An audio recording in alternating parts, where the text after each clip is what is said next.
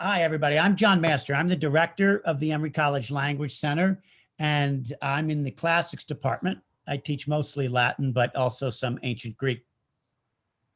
And I want to welcome everybody to the first teaching tips and tactics session of the year. Yes. It's my pleasure to introduce Mizuki Mazzotta, lecturer in Japanese in the Russian and East Asian Languages and Cultures Department. Mizuki has done degrees at McGill and Georgia State and joined Emory way back in 2019. Is that just 1 year ago, Mizuki? Fall 2019? When Yes. she moved down to Cab Ave from Georgia State to teach Japanese here at Emory. Her research, which I guess at least some of you in her department know very well already, focuses on instructed second language acquisition. Her publications and presentations include the role of learner affect in L2 Japanese writing tutorials and social emotional outcomes of corrective feedback as mediation on second language Japanese writing, among others. And I want to say I'm very grateful to Mizuki for her giving this presentation today. And I think it's a testament to the dedication and relentless focus on innovation of the Emory College foreign language faculty that even at this time, when legitimate excuses are easily at hand for focusing just on today, getting through today's classes, that faculty like Mizuki Mazzotta and more later this term are still pursuing research and teaching excellence. So I'm going to stop talking and let Mizuki take over with her lecture, Learner Responses to Language Exchange Activities in a Technology-Mediated Environment in the COVID-19 Era. Okay, Mizuki, thanks. Okay. Well, John, thank you so much for the very kind introduction. I'm going to move on to my presentation, and first I'll share my screen.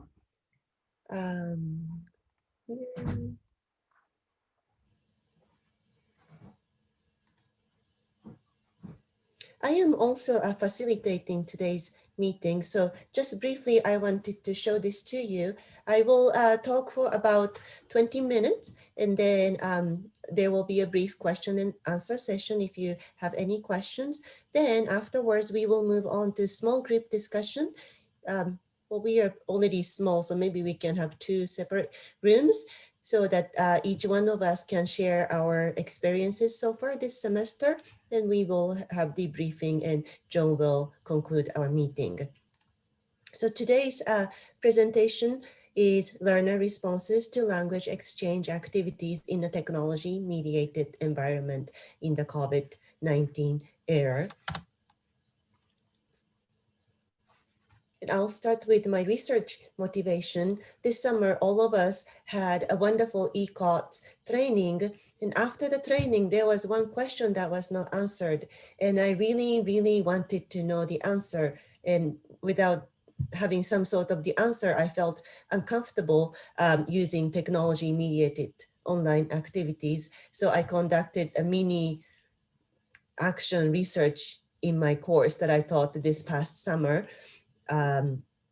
In 102 Elementary Japanese 2. And I wanted to know, do foreign language learners like technology-mediated online activities?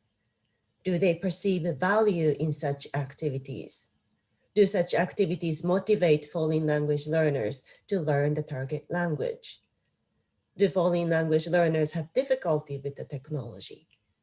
So to explore these questions, the first one, I decided to use VoiceThread that I learned through ECOT's training.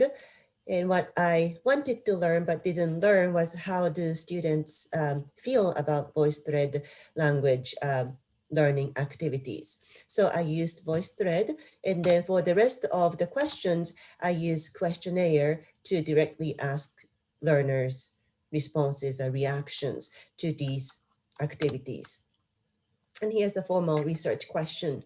This study explored how college foreign language learners in the COVID-19 era respond to technology-mediated online collaborative language exchange activities, focusing on the following areas: enjoyment, perceived efficacy or benefits of language learning, motivation to learn and communicate using the target language, ease of using the technology and their preferences, and challenges and reasons for not wanting to participate if they didn't want to participate.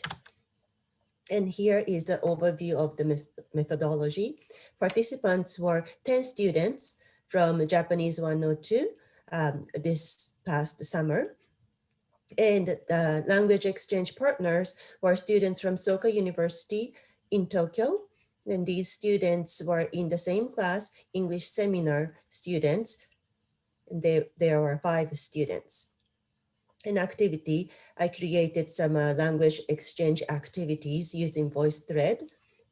Data sources were post-activity questionnaire and also learning reflection essay, asking the learners to reflect on their learning experiences in Japanese 102 overall.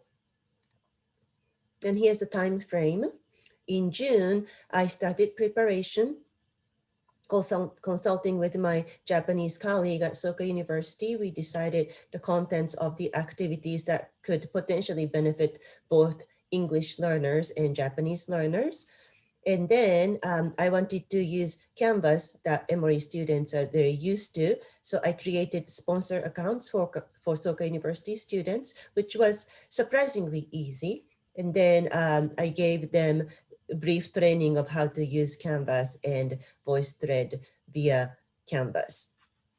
And the activities itself took place in July. The first one, Japanese speaking activity on July 24th. And 1 week later, activity 2, which was Japanese culture learning discussion in English, July 31st. And these activities were graded homework for my Emory students.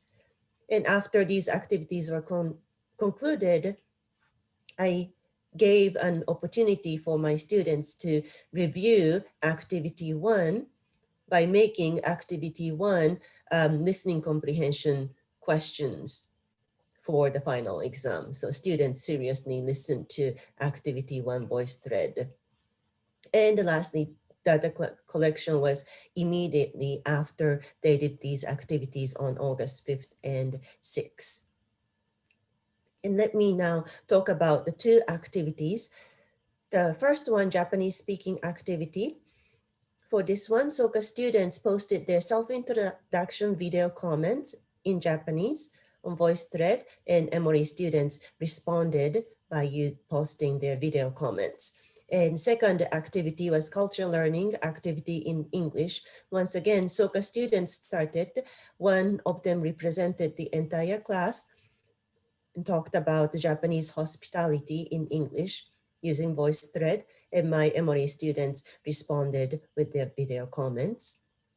And here's an image of how it looked for activity 1, and students, I just added some instructions here for Emory students. I asked them to add a thoughtful video comment to at least one Soka student's video in Japanese, and I hoped that they would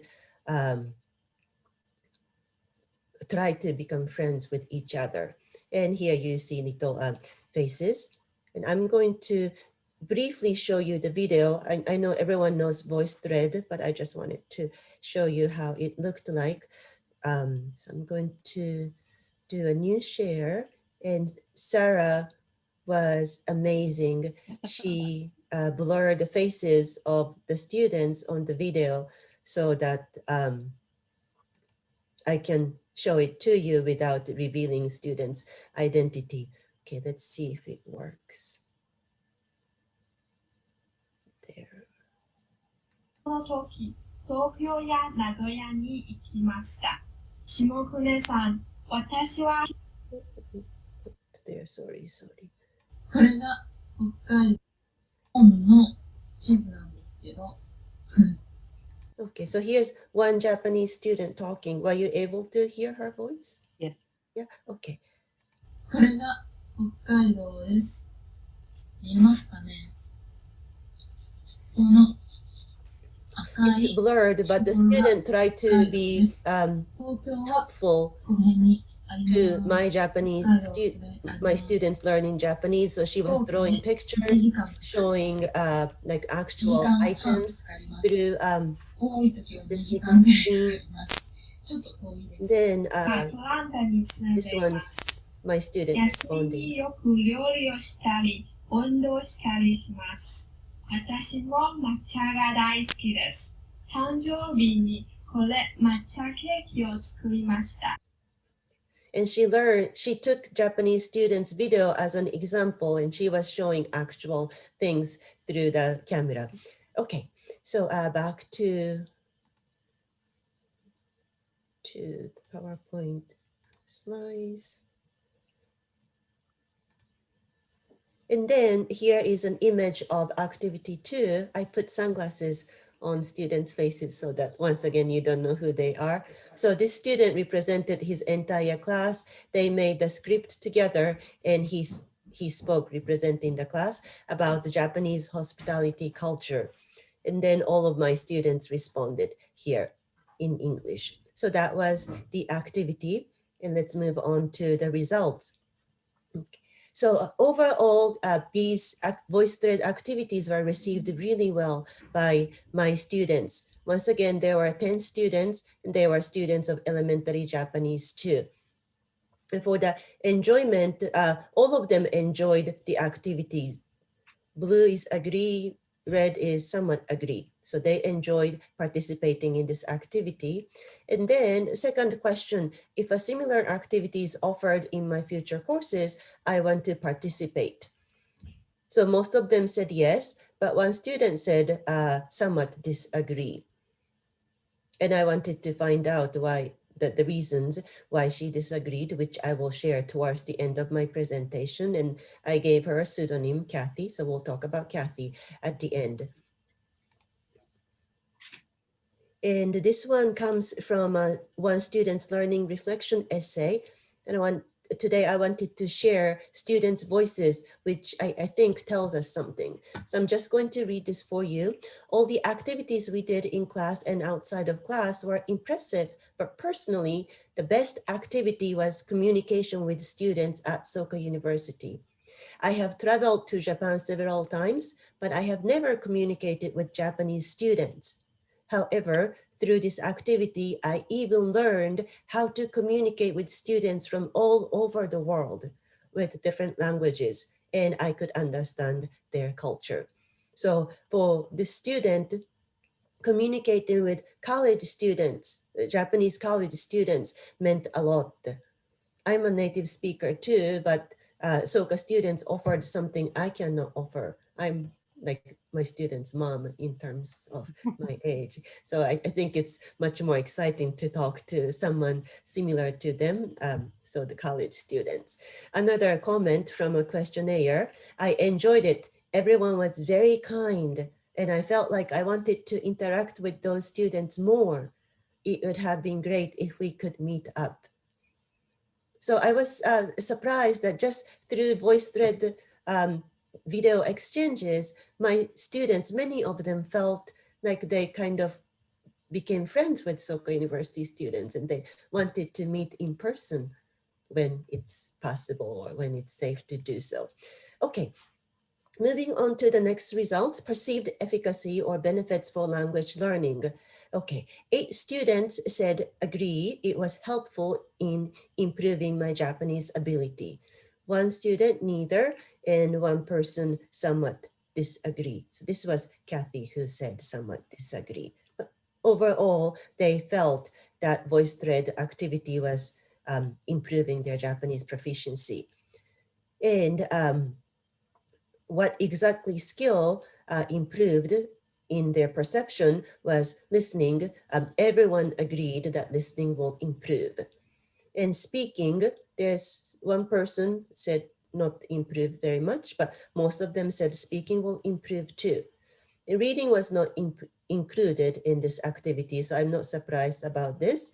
And then writing, more students than I thought felt their writing ability improved, probably because they had time to prepare their script. So they made a connection between writing and speaking. And overall communicative competence, everyone said it will improve to a certain extent. And here's a comment about perceived efficacy of language learning. I believe that it is helpful to give students an opportunity to apply what we learned in Japanese classes to real life situations with native speakers of the language. I also think that it is an efficient way to learn about both language and culture of a different country at the same time. It's cool how students of both countries can simultaneously benefit from these activities, and I hope that they continue in the future. So once again, students appreciated the opportunity to talk to native speakers of the language, which was an opportunity to apply what they learned in regular classroom activities. Regarding motivation, once again, most students said that these VoiceThread activities motivated them to learn Japanese culture more. Here's a comment about culture learning motivation. I think that the difficulty in understanding my exchange partners is good experience and preparation for having a real conversation with a native speaker. Also, the online format allowed me to organize my thoughts more easily and practice presenting them. So it appears to me that students were able to produce video comments that satisfied them because they had time to maybe write it down and then practice a few times. And looking at their videos, they felt they are ready to, or getting ready to communicate with Japanese speakers when the moment arises. Another comment from a questionnaire. After the activities, I realized that I still have much more to learn in terms of speaking and understanding Japanese. I also realized that I need much more practice in order to keep up with the pace at which native speakers speak. I feel more motivated to keep learning because I have so much left to learn. And lastly, this came from learning reflection essay where students didn't have to say anything about the VoiceThread activities, but these students chose to comment on it. And this is a very nice comment. So it's a little long, but I'll read it for you. One of the things that contributed most to my motivation for learning Japanese was talking to real students through the VoiceThread assignments. At first, I found it very difficult to understand and follow along with what the Soka University students were saying. I tried my best to relate to them, but the language barrier made me feel a large distance between us, not just physically. However, even after just a couple of weeks, when I went back to the VoiceThread to study for the test, I realized that I had learned so much more Japanese already. I felt that much of the distance between us had disappeared because I practiced and learned more about the language. I wish to continue learning so that I can further shrink this distance between me and people that speak Japanese as a whole. This activity also allowed me to directly experience how I can use these studies in the future. I thought this was a very, very strong message, and I didn't expect this like really positive, strong responses from my students. Okay, so now changing the topic a little bit, let's talk about technology. For me personally, technology is daunting, and I didn't know how students would feel about using VoiceThread, but my younger college students had no problem. It looks like it's just one student who found VoiceThread somewhat difficult and one student neither. The rest of them are just fine. And I also wanted to know students' preference over video comments or voice comments. At ECOT's training, we discussed about how some students don't want to share their faces. It could be the cause for some sort of nervousness or anxiety. So I wanted to find out. And 100% they said video comments are better. And here's one comment from a student about video comments. I think that using video comments encourages friendship between people participating in the language exchange activities. Being able to see the person you are interacting with makes the activities much more personal despite the online setting and physical distance. It feels less like a homework assignment and more like a chance to meet new people from different places. Video comments also make it easier to convey emotions and see how these emotions affect speech in different languages. So once again, I was impressed that my Japanese 102 students are thinking about emotions and how to express emotions in Japanese. Okay, moving on. So back to Kathy, the only student among the 10 students who participated said she didn't want to participate in the future if there are more opportunities. So for her, the biggest issues is time. I'm quoting her words, both taking the time to translate new words and preparing my personal statement. And here are her responses. I'm not interested in language exchange. Somewhat agree. So to begin with, she was not interested, and that didn't change by actually participating in these two activities. And this gave me an important lesson that there are learner individual differences that I always need to keep in mind that even though majority of the students like certain activities, but there are probably always someone who doesn't like it. And I should be aware and I should be including different kinds of activities. So that was a take home message for me. So it's almost time to stop. So concluding what I found through my action research is that most foreign language learners, meaning Japanese 102 learners, enjoyed the activities, the VoiceThread activities, and most of them valued the opportunity to communicate with native speakers. And they perceived language learning benefits such as an opportunity to apply what they learned in real communication, and having time to prepare their speech that was good for their learning according to them, and realizing how much they improved at the end. This was a powerful motivator for some students. So some of them increased motivation to learn Japanese, and technology was not an impediment for them. They found VoiceThread relatively easy to use, and they preferred videos. Okay, so that's it from me. Thank you so much for listening. And if you have questions, I welcome them at this point. Can we stop the share screen now? Oh, yeah. It's okay. Sorry, I keep No, it's forgetting. okay. It's okay. All right, there we go. So, questions?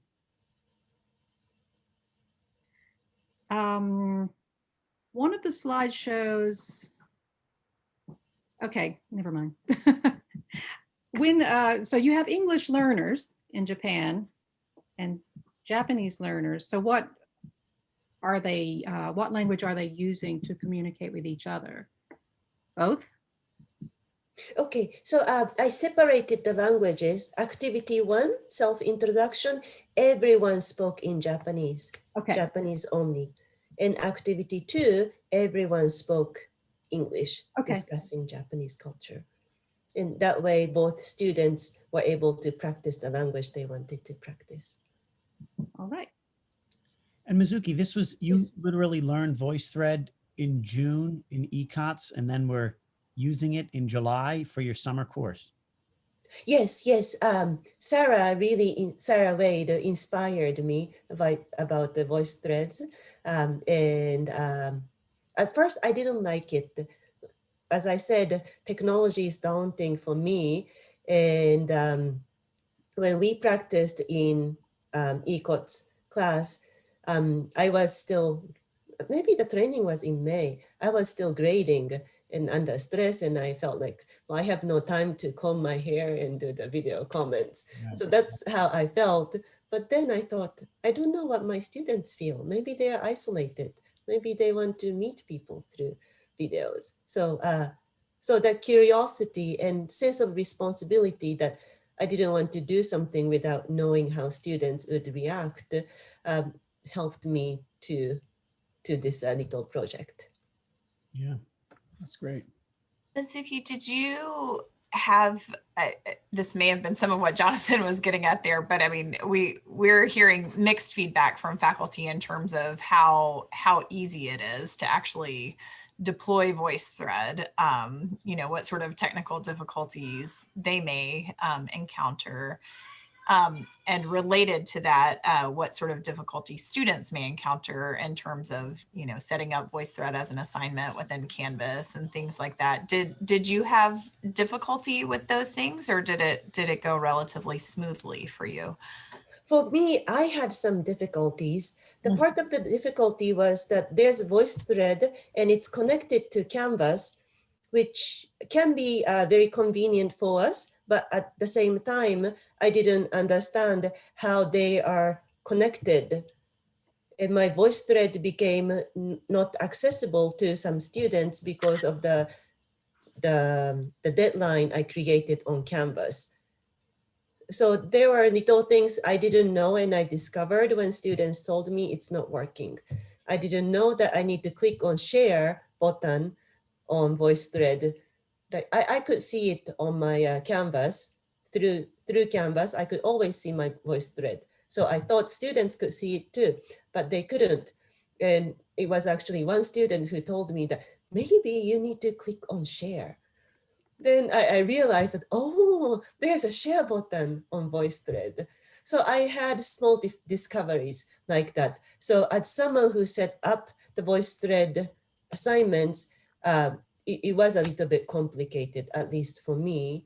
But for students, all they had to do was just click on the tab on Canvas, then VoiceThread opens up, then they just needed to click on the record button. So I think if students just had to make a video comments or voice comments, it was easy for them. Yeah, that's really interesting. I find your research there really really interesting, because I when you were first starting, I was sort of, I must admit, a little bit concerned that maybe students would be so overwhelmed by kind of getting to know a new technology that they may not have a positive experience overall. But it sounds like that was not a hindrance to them, which is No, not at all. And even Japanese students in Japan, they never heard of VoiceThread until I introduced it to them. And at Soka University, they don't have a learning platform similar to Canvas. So Canvas was new to them too. However, they had no problem posting their video comments. And once again, they just needed to click on the record button.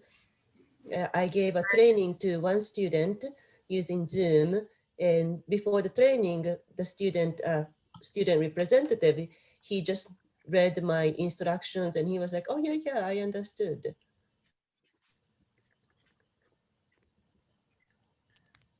Yes, I am. Can I ask you a question about Yes, please. VoiceThread? Sorry, I got cut in and off.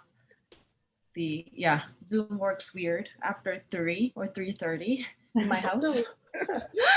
I know, but now I know the time. Like that's the magic hour that something happens. So I'm so glad to hear that VoiceThread worked for you. It didn't work for me, so I ended up having just using Canvas, upload video directly there, and then students, commenting on the video using like writing comment section. So yeah, I mean, it's great. So the Japanese students in Japan, right? They were just recruited by sorry, I was, things were caught up in the middle, but they were recruited by you. So it wasn't really an exchange program, but you were able to, right, recruit them and then introduce them to your class. Right, yeah. I have a colleague at Soka University, and I approached him saying, would you like to do language exchange with my students? And he said, oh yeah, sure. So his students and my students participated. Great. The heritage class that I'm teaching, I noticed that students have this high motivation to use the language in a real environment, like in a real outside world. So I'm introducing the community-based learning in that class, and students love it. So I was hoping, if the Emory has some kind of systematic way built in so that it's easier for the instructors to do kind of a service learning or language exchange or meeting with a native speaker and use it in a more natural way, right? I wasn't sure whether your data and your results lean toward to that direction, like this is very good, so Emory, let's do something about it, and then let's have a built-in program. Or so what would be the end goal of this interesting research? What do you vision after? Well, well, thank you so much for your interesting comments, Yoon. I agree with you that if there's some built-in system, in my case, I had this particular colleague that I work with who joined my my little project, but I don't think every single person has a connection with a professor at another university in another country. So built-in system, if that could be made, I think that's wonderful. And I'm sorry, Yoon, what was that you wanted to know? Built-in system. It's just the end goal of this research, right? How would you use this interesting research further? So let's say, are you bringing this to the college level, or are you bringing this to, how do you envision to use this data that you already have that has interesting results? Oh, okay. So the participants of this study was only 10 students from Emory and 5 from Japan. So the number is really limited, and I don't know how much can be generalized outside of my classroom. So I would like to continue doing the same thing, collecting more data, and that's where I am right now. Peggy's going to have to beg off, but she sent a message. She wanted to say she's very enthusiastic about using the VoiceThread on its own and really liked it, but she's using Canvas and Canvas Studio, and embedding the VoiceThread into Canvas was a little confusing. And I wanted to bring that up so that maybe Sarah, she could touch base with, is that what you all are doing, or? Yeah, and I mean, honestly, I have to say that I'm not our resident VoiceThread expert, but Yes. Leah Sharon, who runs ECOTS, is a VoiceThread expert, and she would be. I'll drop her email in the chat here, but she's happy to meet with anybody one-on-one to help look at your Canvas site and your VoiceThread, and to make sure that those that connection is set up well. From what I'm hearing from faculty, there are just a few things that might not be completely obvious and intuitive that you need to do within Canvas that then will sort of make it all work smoothly. And if you don't do that, then it can be a bit of a quagmire. But it sounds like if you can figure it out, like Mizuki did, then it works quite well. So I'm going to drop her email address here for anybody who has specific questions about VoiceThread.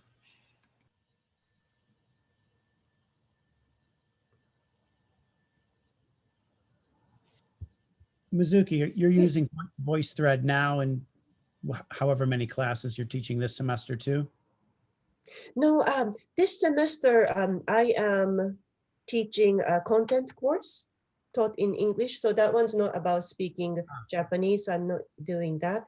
And the other one I'm teaching 401, which I am less familiar. I'm very familiar with elementary level courses. So for 401, I haven't done anything yet, but I am hoping that I can do some of VoiceThread activities with my 401 students and SOCA students if they can make time again for me. Oh, I actually have a question related to higher level language courses because I'm teaching higher level language courses this semester and I'm using VoiceThread because their language level is pretty high. Most of the responses will be more than 3 minutes to 5 minutes.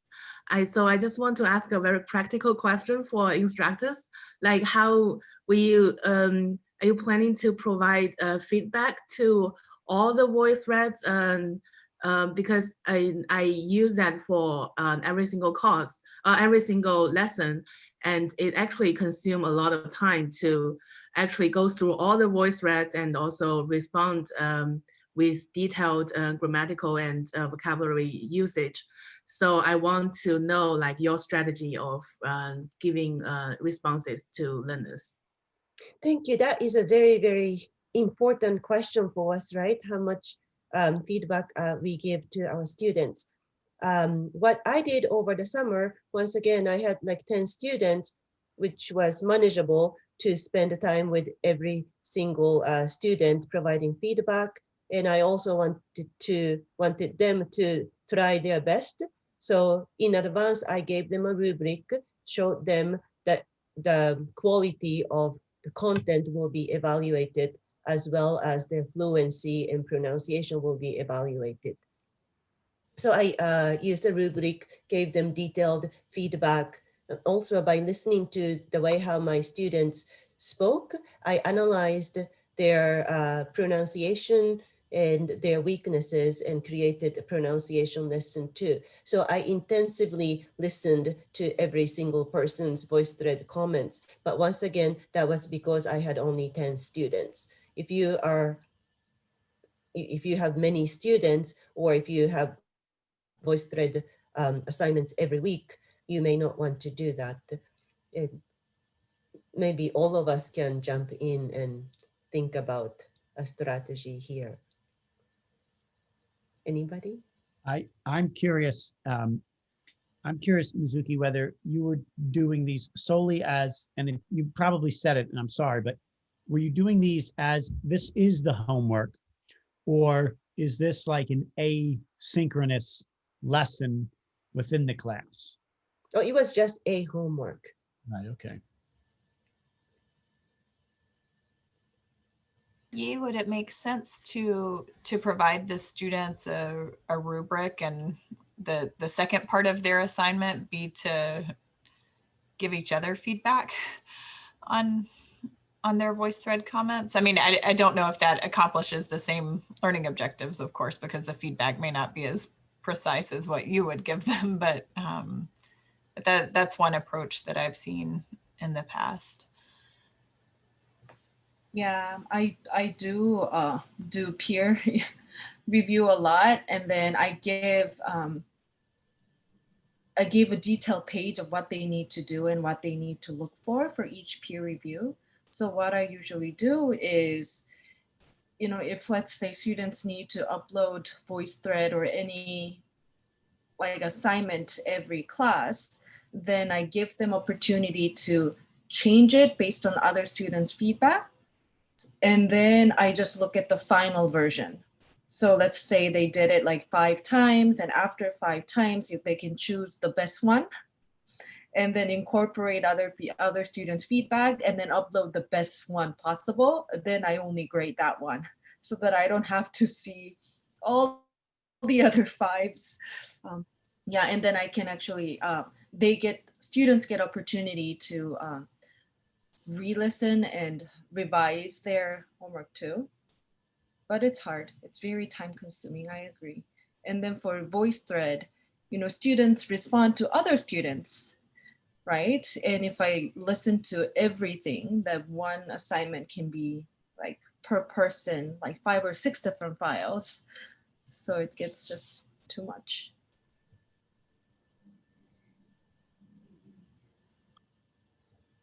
Thank you. Okay, so maybe this is a good time to do a breakout room discussion. I prepared some questions to get your discussion started. So let me share the link with you. If you could give me one moment.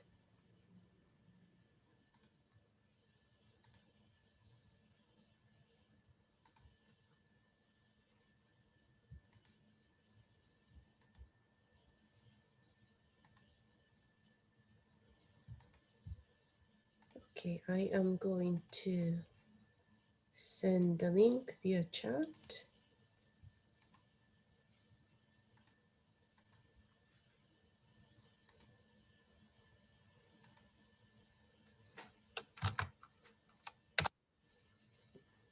Okay, did you get the link from me? Mhm.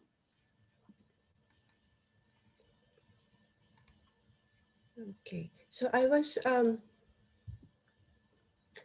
hoping that by filling out this form together at the end of today's session, we have a little tips document of what works or what doesn't work when we are teaching online. And I created different themes: one, community building, learner engagement, and technology-mediated online activities for language learning, connecting students with their classmates, and anything else.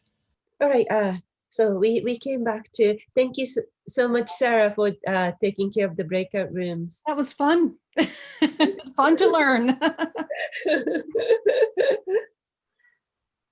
Okay, so we still have a few minutes. Maybe we can look at the document we worked on. Our group was busy talking and we couldn't write down very much. Well, it didn't put me in a group, even though it looked like I was in a group, but I wasn't there. So, Did you join? You still have to join, right? When you're oh, Yeah. Yeah, you have to join. next time. next time. Okay, so let's look at this document together, and if anyone really wanted to share your experience or question that we can all try to answer. So about community building, does anyone want to talk about what you wrote here?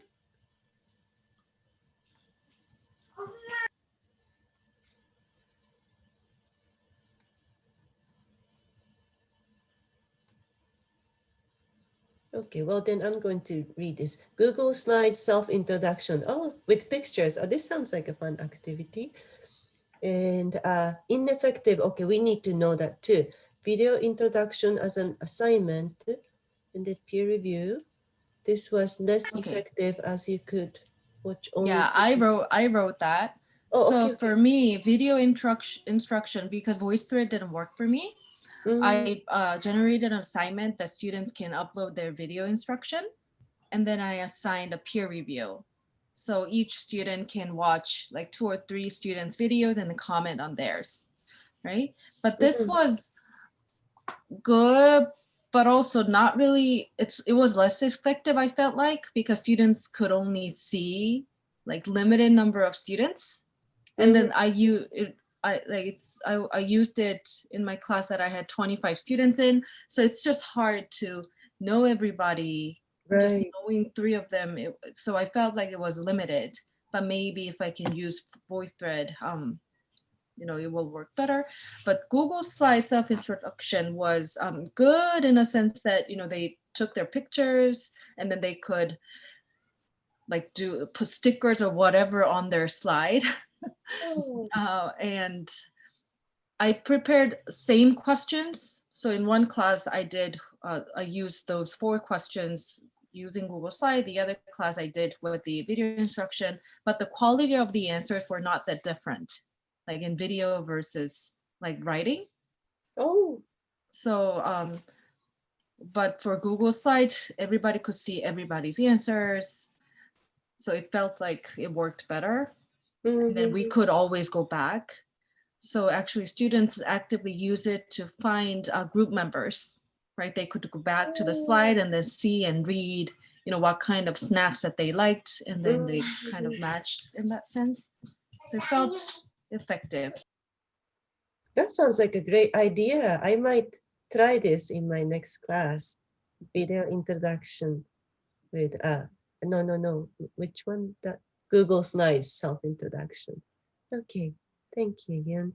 And then question, if VoiceThread works, that will work.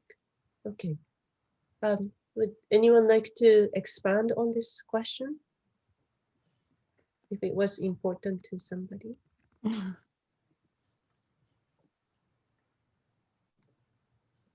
Well, if not, maybe we can move on to learner engagement. Okay, effective examples, VoiceThread and Padlet discussion. Oh, I don't know what this is. Oh, actually, I think our group wrote this. So we're using VoiceThread for learner engagement, and also Padlet is a website that you can post, you can add and post and drag and connect and comment on others' posts. So it's all on a board, and everyone's posts are on the board, and you can comment or like on the posts they posted. So that's the one way that I use for writing debates. So we have debates that you speaking debates, but we have writing debates as well. So I use that for writing debates. And I also use the annotations function on Zoom. I don't know if you use the annotation function. They have different reaction, and they can write on the slides you share, and they can put stamps like correct or incorrect stamps, and put little faces under your slides to give you responses. I think Yun left. She wrote Zoom poll and poll everywhere. Yes, like that. So so I also use the Zoom poll as well to just have a quick survey on how they feel about the class and the asynchronous materials, just a quick survey. So I think that would be very effective to get everybody's attention, especially if it's a larger class. Thank you. Zoom poll is something I wanted to use, but I haven't used yet. Maybe it's going to be my next task to use it. Okay. Yeah, I think Yun wrote the ineffective examples. It's just sometimes we discussed about like how much, like how to actually monitor every breakout rooms and see if check their participation. So like what you did here, having a Google Doc and ask everyone to fill in is one way to do that. But we discussed about, like, because we only have one Zoom session every week, sometimes the activity costs a lot of time, like at least 20 minutes. I myself felt sometimes I do not really have time to go to a big activity and achieve the goals that I wanted to achieve for them to fill out everything. So yeah, that's our difficulties for that. Okay, wonderful. Thank you. Then, okay, how do I get out of this stamp? There. Okay. Oh, sorry, the stamps are not moving with me. I should have I needed to delete. Okay, have to clear all drawings. There. Okay. All right. Right.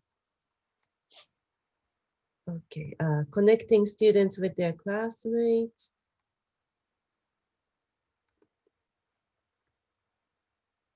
Oh, someone wrote group presentations and video making projects. Oh, wow, video making projects. Yeah, we wrote that. Oh, can you tell us about video making projects? So I recently assigned a student, but I haven't have the result yet. With the final project, we would do video making projects like mini trailer or some introduction about the Chinese heritage background in at Emory and Atlanta, something like that, or a museum, online virtual museum tours, something like that. But it can be very creative.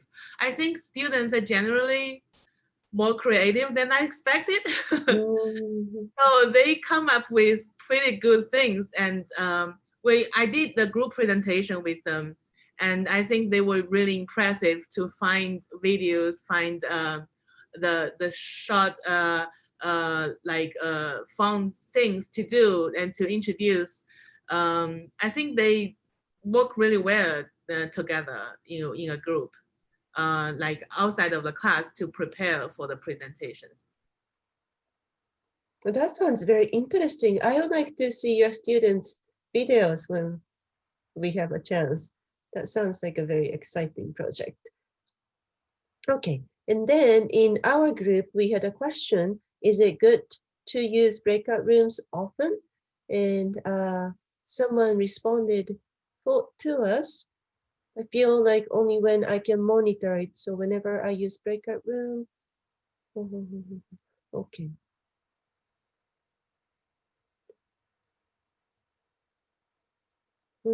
Okay. I do similar things that I accepted that I cannot monitor everybody. I made peace with it. That was helpful for me. And also I tried to do my side of homework, creating some documents or something to keep everybody busy during the breakout room sessions. Okay, all right. So excuse me. Yes. So I think do we have to like about Google Docs? So like we're going, if we do like pair works, do we have to make like 10 files, right? If no. No. It's just one file. I don't use Google Docs. I use Emory's. What is it called? OneDrive. Does anyone know what it is called? Emory. OneDrive. Office 365 maybe, or OneDrive. But anyway, I use Emory's system. I create just one document and then click on share. Click. Maybe I can show it to you. Click on share. And then I can select who can have access, and I usually allow editing so students can write, and I usually just check this one, people in Emory University with the link, apply, and copy link, click here to copy. And then once I copy, I go to chat and send the link through the chat function of Zoom. I also do this, and in this case, every student share the one file, right? Yeah. So, I'm sorry, maybe I didn't understand your question earlier. Yes, every student shares one document and everyone's writing on the same document. They're not all answering the same question though, Mizuki, right? Right. So I usually write group 1 answer questions 1, 2, 3. Group 2 answer questions 4, 5, 6. So that they know where, and sometimes I write, everyone write your answer here. Thank you. Okay, you're welcome. Is there anything else you want to say before we end our session? We're all good? Okay, then John, it's your turn again. Thank you. Yeah, no, I won't take long here. Thank you very much, Mizuki. I wish we could give you a proper round of applause. Absolutely. For that. Yeah, I know we have to sort of pretend clap. But thank you. That was great. And can we turn off the screen share to say goodbye? Oh yeah, sorry. It's okay. I see what my job is going to be now. Yes, you have a very important job. It's really helpful to reflect on this stuff Yes. I think I have to keep doing, we'll keep doing it. But anyway, thanks also to everyone who came very much. This was the first event, not our last of the semester. And so we'll have more opportunities to hear these good presentations and think about, how we're teaching. I think almost every lecture will end with in the COVID-19 era. So thanks and have a good evening, and we'll see you next time.